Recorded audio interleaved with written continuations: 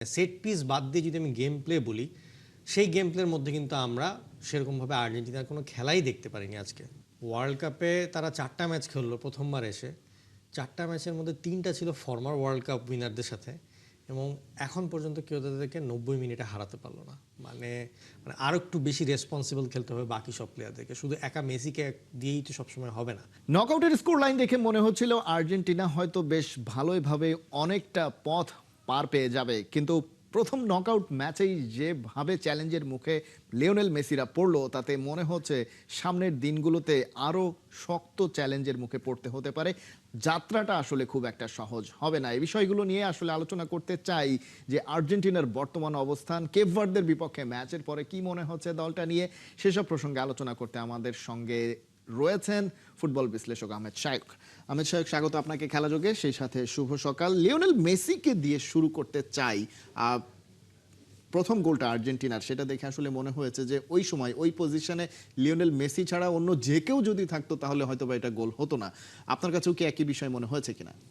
জি, আজকে মানে মেসি কারণে আমি বলবো যে ম্যাচটা পার পেয়েছে আর্জেন্টিনা, না তো হয়তো পার পেতেও না। কারণ আপনি যদি দেখেন যে গোল তো বললেন আপনি, যেটা যে গোলটা দিয়েছে, এবং এছাড়াও যদি বাকি দুইটা গোলও দেখেন, দুইটা গোলই কর্নার থেকে হয়েছে, এবং সেই কর্নারে মেসিরই কর্নার ছিল, এবং মেসির পিন পয়েন্ট কর্নারের কারণেই হচ্ছে আর্জেন্টিনার প্লেয়াররা হেড দিতে পারলো, যার ফলে আর কি এখান থেকে আর কি বের হলো গোলগুলো। কিন্তু তারপরেও বলতে হবে যে আরও আগে হয়তো ম্যাচ শেষ হয়ে যেতে পারতো।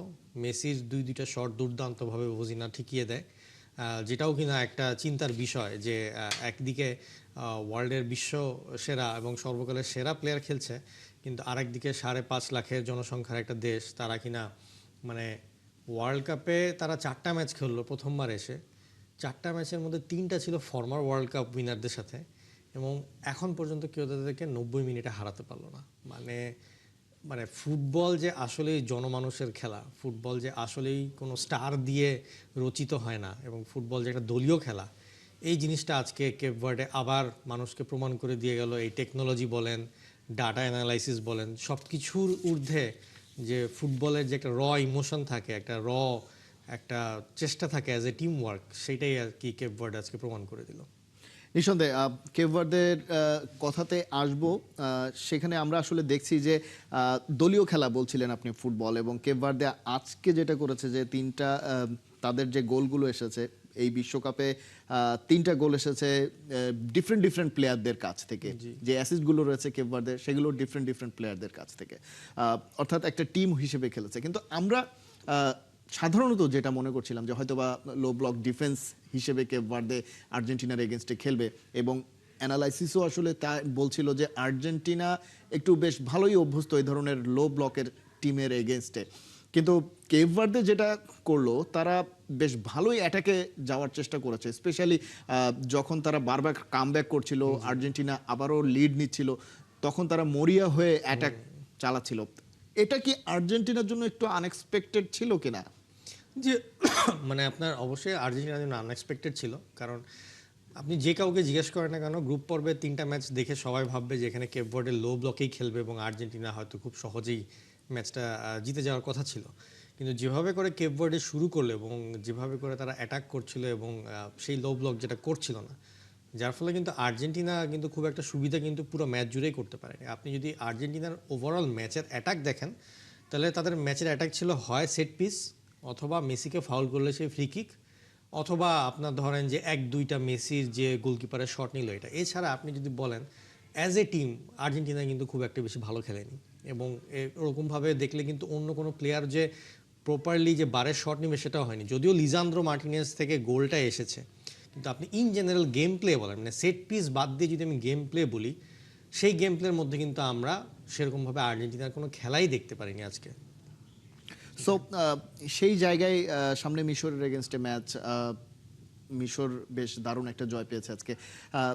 সামনে আসলে আর্জেন্টিনার নিশ্চয়ই স্কালোনি নতুন কোনো চিন্তাভাবনা করবেন, এবং আপনার সঙ্গেও এর আগে কথা হচ্ছিল যে আর্জেন্টিনা এমন একটা দল যারা আসলে ম্যাচে নেমে কি করবে সেটা অনেকের কাছে আনএক্সপেক্টেড। তারা কখন কি করে, অনেক বড় দলের সঙ্গে যেটা আর্জেন্টিনার একটা বেসিক পার্থক্য, সেটা আসলে কাজে লাগানোর সামনে চেষ্টা হবে কিনা, সেই সমাধান আসলে আজকে যেভাবে গোল কনসিড করেছে আর্জেন্টিনা, সেই সমাধানটা আসলে তারা খুঁজে বের করতে পারবে কিনা? পারবে কিনা ঠিক জানি না, কিন্তু পারতে হবে যদি ওয়ার্ল্ড কাপ জিততে হয়। তার কারণ হচ্ছে যে আপনি শুধু যদি ফার্স্ট গোলটা দেখেন, ফার্স্ট গোলটা আমাকে আবার সেই 1998 সালের ওই আর্জেন্টিনা নেদারল্যান্ডসের খেলাটার কথাটাই মনে করে দিল, যেখানে কিনা আপনার গোল দিয়েছিল ডেনিস বার্গক্যাম্প, ঠিক একই স্টাইলে লং বল লেফট ব্যাক থেকে বলটাকে নামিয়ে সঙ্গে সঙ্গে ফিনিশ, মেসি সে ঠিক সেভাবেই করলো। এটা মেসির ব্রিলিয়ান্স ছিল আমি বলবো, ওই পজিশনে ওরকমভাবে বলটা নামায় সেকেন্ড টাচে গোল দেয়া, দ্যাট ওয়াজ মেসিস ব্রিলিয়ান্স। কিন্তু এছাড়া আপনি যদি চিন্তা করে দেখেন আর কিন্তু কোনোভাবেই আর কি ভালো করতে পারেনি সেক্ষেত্রে আর কি আর্জেন্টিনার ম্যাচে। তো এখন তাদেরকে আসলে বার করতে হবে যে নতুন কোনো প্লেয়ারের কাছ থেকে গোল বের করতে হবে, নতুন কোনো প্লেয়ারের কাছ থেকে ভালো খেলা বার করতে হবে। সেটা যদি না হয় তাহলে কিন্তু আপনার কোনোভাবেই আর্জেন্টিনা এরপরে মিশরের সাথে পারবে না। কারণ মিশরের যদি আপনি টিম দেখেন, তারা কিন্তু ইন্ডিভিজুয়াল অনেক ব্রিলিয়ান্স আছে। ট্রেজেগুয়ে বলেন, মোহাম্মদ সালাহ বলেন বা ওমর মামুশ বলেন, তারা কিন্তু মোরালেস সবাই ইন্ডিভিজুয়াল অ্যাটাকগুলো খুব বেশ ভালো করতে পারে এবং অ্যাজ এ টিম তারাও কিন্তু বেশ ভালো পারফর্ম করে। তো সেই হিসাবে এবার মানে আর্জেন্টিনা গ্রুপ পর্বে যা পারফরমেন্স ছিল এবং যে প্রতিপক্ষ ছিল, সেই তুলনায় কিন্তু আমি বলবো যে কেপ ভার্ডে একটু সহজই পেয়েছিল, কিন্তু তারপরেও কিন্তু তারা একটা ভালো একটা প্রতিপক্ষের খেলাটা দিল। মিশর কিন্তু এর থেকেও কঠিন প্রতিপক্ষ হবে। যদিও আপনি তুলনামূলকভাবে ওয়ার্ল্ড কাপের বাকি সব টিমের থেকে মিশরের আপনি হয়তো শক্তিটা একটু কম হবে, কিন্তু যেভাবে করে আর্জেন্টিনাকে ছোট ছোট টিমও আর কি এখন ভালো সময় দিচ্ছে, মানে একটা কঠিন টাইম দিল কেপ ভার্ডে, মিশরের সাথে যে কী হবে এটা আসলে আগে থেকে বলাটা খুব কষ্টকর হয়ে যাচ্ছে। কারণ এখন যদি মেসিকে একেবারেই নস্যাৎ করে দেয় পুরো ম্যাচে মিশর, তাহলে বাকি কার কাছ থেকে খেলাটা আসবে এটাই আসলে এখন চিন্তার বিষয়। কিন্তু গ্রুপ পর্বের একটা ম্যাচে তো মেসিকে সাবস্টিটিউট হিসেবেই নামানো হয়েছিল এবং সেখানে মেসি নামার আগে দুটো গোল হয়েছিল। জি।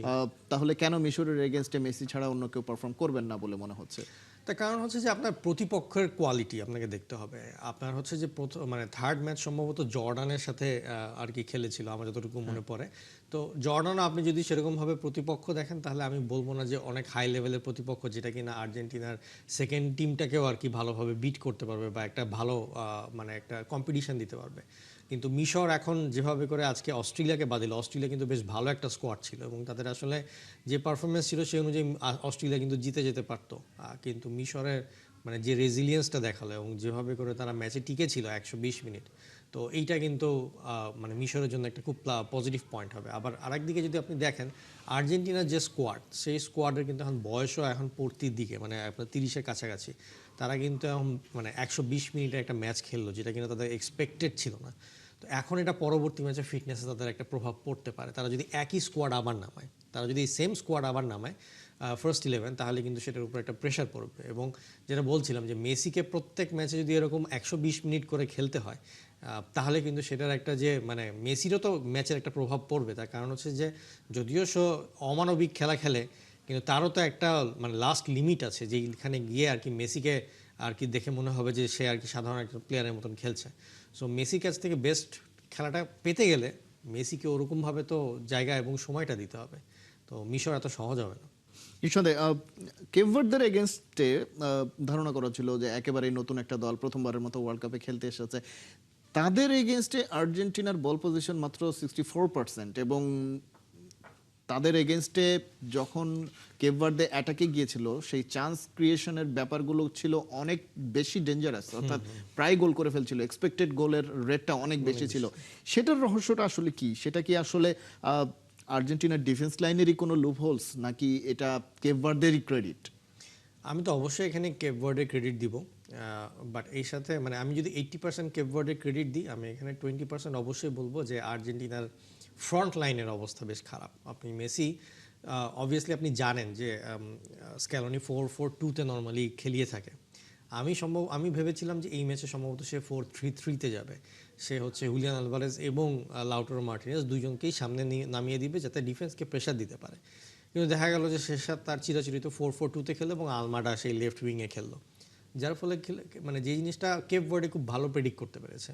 এই কারণে কেপ ভার্ডে শুরু থেকে লো ব্লক খেলেনি, কারণ তারা জানে যে তাদেরকে প্রেশার দেওয়ার জন্য শুধুমাত্র লাউটারো মার্টিনেজ আছে। সো বল শুধু এপাশ ওপাশ করলেই তাদের কাছে পাসিং করার রেঞ্জটা অনেক বড় হয়ে যাবে। এবং সেটাই তারা হয়েছে। এবং এর ফলে যেটা করেছে, তারা ডান বামে কিছুক্ষণ পাসিং করে মাঝখানে একটা বিশাল বড় গ্যাপ সৃষ্টি করেছে, কারণ অবভিয়াসলি মেসি তো কন্টিনিউয়াসলি রান করবে না, তার খেলার এখন যে ধরন, যার কারণে হয়ে গেছে কি মিডফিল্ডের কন্ট্রোল বা উইংয়ের কন্ট্রোলটা খুব সহজেই কেপ ভার্ডে হাতে নিয়ে নিয়েছে। এবং যার ফলে আপনি যদি গোলগুলোও দেখেন, দুইটাই কিন্তু উইং থেকে জেনারেট হয়েছে। একটা তো আমি বলবো যে যে বাংলাদেশ সিঙ্গাপুরের সময় যে সাদউদ্দিনের পায়ের মাঝখান দিয়ে যেভাবে করে বল চলে গেল, ঠিক সেরকমভাবে দুই পায়ের মাঝখান দিয়ে বলটা বের করে দিল। প্রথম গোলটা ছিল খুবই দুর্দান্ত। আর যদি দুর্দান্ত এটাকে বলি, তাহলে সেকেন্ড গোলটা বলতে হবে যে এই ওয়ার্ল্ড কাপের সবচেয়ে সেরা গোল এখন পর্যন্ত। এর আগে ছিল আমার কাছে ইউএসএ রেইনার গোলটা, প্রথম ম্যাচে যে চতুর্থ গোলটা দিয়েছিল, that was the best goal. But এখন এই মুহূর্তে ওয়ার্ল্ড কাপের সেরা গোল হচ্ছে কেপ ভার্ডের এই সেকেন্ড গোলটা, মানে আনবিলিভেবল। এবং আপনি যদি গোলটাও দেখেন, যে আর্জেন্টিনা তখন 5 ম্যান ডিফেন্স করছিল, যে লোপেজ যিনি গোল দিয়েছেন, তিনি রাইট উইং ব্যাকে তখন সম্ভবত আপনার ম্যাকলিস্টার ছিল, আমি যতটুকু যদি ভুল না করে থাকি। ম্যাকলিস্টারকে সে ড্রিবল পাস করে তারপরে সে পেনাল্টি বক্সের একেবারে এইজ থেকে সে শটটা নেয়, এবং এমন শট এটা পৃথিবীর কোনো গোলকিপারের পক্ষে ঠেকানো সম্ভব না। তো এই যে আপনার মানে কেপ ভার্ডের মতন একটা টিমের উইঙ্গার 5 ম্যান ডিফেন্স আর্জেন্টিনাকে ভেঙে গিয়ে একটা শট নিতে পারছে, এটা তো একটা ওয়ার্ল্ড চ্যাম্পিয়নের কাছ থেকে আশা করা যায় না। তারা তো এরকম সুযোগই দিবে না, ওইখান থেকে তো তার শট মারার কোনো পসিবিলিটি থাকবে না যদি সেরকম হয়। তো এই কারণেও মনে হচ্ছে যে হ্যাঁ, ডিফেন্সটা বেশ নড়বড়ে, যে 5 ম্যান ডিফেন্স নিয়েও ওই সময় আর্জেন্টিনা গোল ঠেকাতে পারছে না। সো এটা তো অবশ্যই একটা শঙ্কার ব্যাপার একটা ওয়ার্ল্ড চ্যাম্পিয়নের কাছ থেকে। নিঃসন্দেহে সেটা তো আছেই, কিন্তু ওয়ার্ল্ড চ্যাম্পিয়নের কথা আমরা বলছি, কিন্তু ওয়ার্ল্ড চ্যাম্পিয়নরা যে পরের আসরে খুব ভালো করে এই এটারও তো ট্রেডিশনের তো credit আসলে নেই। খুব একটা সত্যি না। এর আগে এবার এই শতাব্দীতে আমরা মনে হয় দুটো টিমকে পেয়েছি ওয়ার্ল্ড চ্যাম্পিয়ন, যে তারা পরের আসরে হয়তো আসরে ভালো নকআউটে করেছে। গিয়েছে। সেক্ষেত্রে আর্জেন্টিনা কি তুলনামূলক ভালো অবস্থানে রয়েছে কিনা? কারণ এই দলটা তো ওয়ার্ল্ড কাপ উইনিং টিমই বলা যায়। জি। সময়ের সঙ্গে সঙ্গে বয়সটা অনেক বেড়েছে, যেটা আপনি বলছিলেন। সেটা একটা সমস্যা কিনা, এবং ডিফেন্ডিং চ্যাম্পিয়নের কাছ থেকে যেটা এক্সপেক্টেড, সেই এক্সপেক্টেড পারফরমেন্সটা পাওয়া যাচ্ছে কিনা? না, আপনি যেটা বলছিলেন যে ডিফেন্ডিং চ্যাম্পিয়নদের পারফরমেন্স খুব একটা বেশি ভালো হয় না, কিন্তু মানে যেই জিনিসটা যে এই ওয়ার্ল্ড কাপের শুরু থেকে দেখা যাচ্ছিল যে মেসির কারণে ওয়ার্ল্ড কাপের মানে এখন পর্যন্ত কিন্তু মেসিময়, গোল সবই মেসি, শুধু একটা ম্যাচে হচ্ছে আপনার লেস অলসো বা তারা যারা গোল দিয়েছে তারা থার্ড ম্যাচটায় গোল দিয়েছে। কিন্তু আপনি যদি দেখেন এই টিমে আজকের ম্যাচে মেসি ছাড়া কিচ্ছু ছিল না, সত্যি কথা বলতে গেলে। প্রথম গোলটাও সে মেসি দিল, সেকেন্ড গোলটাও কর্নার মেসি করলো, থার্ড গোলটাও কর্নার মেসি করলো। হ্যাঁ, এখন লিজান্দ্রো মার্টিনেজের একটু পারফরমেন্স ছিল, যে মেসির ফার্স্ট গোলে পাসটা বা সেকেন্ড গোলে তার শটটা, সেটা সে সেভাবে সুযোগ পেয়েছে, সে সুযোগের সদ্ব্যবহার করেছে। কিন্তু মেসিকে যদি আমি এই টিম থেকে সরিয়ে দিয়ে অন্য একটা প্লেয়ার নিয়ে আসি, আমার মতে বা মানে পৃথিবীর কোনো অ্যানালিস্ট বলেন, ফ্যান বলেন, কনফিডেন্ট হবে না যে এই টিম ওয়ার্ল্ড কাপ জিতবে। তো তাহলে তো দিন শেষে বলতেই হয় যে এটা মেসি নির্ভর একটা টিম। তো মেসি থেকে সরায় দিলে তাহলে তো আর্জেন্টিনা সেভাবে করে হতে পারছে না। কিন্তু একটা ডিফেন্ডিং চ্যাম্পিয়ন বা একটা ওয়ার্ল্ড চ্যাম্পিয়ন যখন তারা পরের আসরগুলোতে আসবে, তারা তো টিমটাকে আর একটু বেটার করার চেষ্টা করবে, আর একটু নতুন প্লেয়ার ইন্টিগ্রেশন করবে। কিন্তু সেরকম কোনো ব্যাপারই আর কি এই টিমের মধ্যে দেখতে পারছি না। তো এই জিনিসটাই আর কি একটু চিন্তার বিষয় অ্যাজ এ মানে আর্জেন্টিনারকে অ্যানালাইসিস করলে। মানে যেহেতু তারা এক ধরনের মানে উন্মাদনা নিয়ে আসে, এক ধরনের আশা নিয়ে আসে মানুষের মনে, মানে আরও একটু বেশি রেসপন্সিবল খেলতে হবে বাকি সব প্লেয়ারদেরকে, শুধু একা মেসিকে দিয়েই তো সবসময় হবে না। এবং আজকে থার্ড গোলটাও যদি বলি, থার্ড গোলটাও লাকিলি এটা ওন গোল হয়েছে, কারণ কেপ ভার্ডের প্লেয়ারের হাতে না লাগলে বলটা কিন্তু বাইরেই চলে যাচ্ছিল। সো এখন পর্যন্ত আমি বলবো যে মেসি এবং লাকের উপরে ভর করে আর্জেন্টিনা এগিয়ে যাচ্ছে। কিন্তু সামনে যত আগাতে থাকবে, প্রতিপক্ষ ভালো হতে থাকবে, তখন কিন্তু পুরো দলকে পারফর্ম করতে হবে, এবং পুরো দল যদি পারফর্ম না করে তাহলে কিন্তু না, আর্জেন্টিনার। একটু সংক্ষেপে, আমাদের সময় একেবারে শেষের দিকে, আমরা একটু সংক্ষেপে যদি বলেন যে লিওনেল মেসির যে পারফরমেন্স, জি। সেই পারফরমেন্সটা আলটিমেটলি আর্জেন্টিনাকে কতটা ফেভার করবে সামনের দিনগুলোতে? কারণ অ্যাজ এ মেসি যেরকম পারফর্মার, সেটা তো আসলে অতুলনীয়। হ্যাঁ হ্যাঁ, সেই বিষয়ে কোনো সন্দেহ নাই, মেসি অতুলনীয় পারফরমেন্স করছে আর্জেন্টিনাকে, সে এখন মানে পর্যন্ত তাকে আটকাতে আসলে প্রতিপক্ষরা কতটা আলটিমেটলি সফল হলো?